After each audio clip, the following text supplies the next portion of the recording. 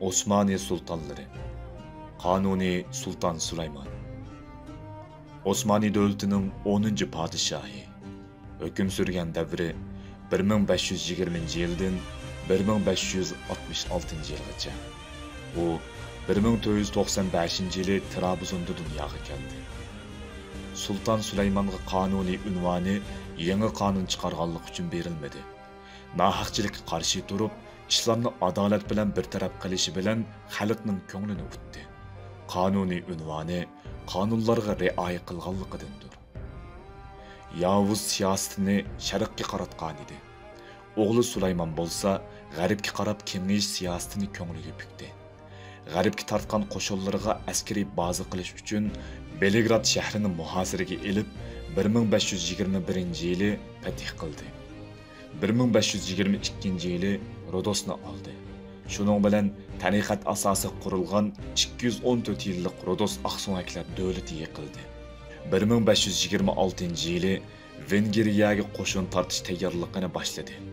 1526-yili Muhach maydon urushi bo'ldi. 2 soat davomlashgan bu urushda Osmaniylar qo'shini g'alaba qildi. Vengriyaning cho'ng bir qismi Osmaniylarning hokimiyati ostiga kirdi. Avstriyaning Osmaniylarga qarshilik Vengriyaning ichki ishlariga aralashishi ikki davlat o'rtasidagi munosabatni yiriklashtirib qo'ydi. Sulaymon Qonuni 1529-yili Vina shahrini muhosiraga oldi. 1530-yili Avstriyaga Alaman qo'shinlari nomli bir qo'shin tortdi. 1533-yili ikki davlat o'rtasidagi Istanbul kelishimnomasi imzolandi. Bu kelishimnomaga asosan Avstriya Osmani davlatining ustunligini qabul qildi. Sulaymon Qonuni sharqiy chegarada qalaymaqonchilik chiqargan Safaviylar ustiga qo'shin tortdi.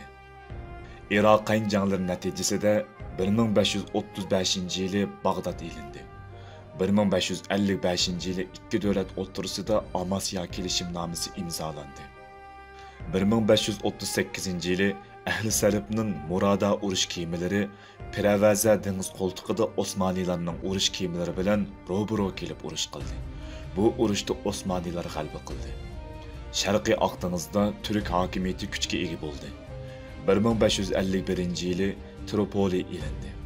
Hindistondagi musulmonlarga yordam qilish maqsadida 4 qitim qo'shin tortildi.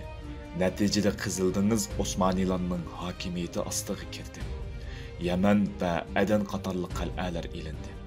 Sulaymon Qonuni 1566-yili Zigatvar qal'asining muhosira asnosida og'rib qilib, 1566-yili 7-sentyabrda vafot topdi. Shu davrning eng kuchli davlatlaridan German imperatorligi Venetsiya va Polsha Osmaniylarga boj to'latdi. Maqbarasi bo'lsa Sulaymoniya masjidining yonida.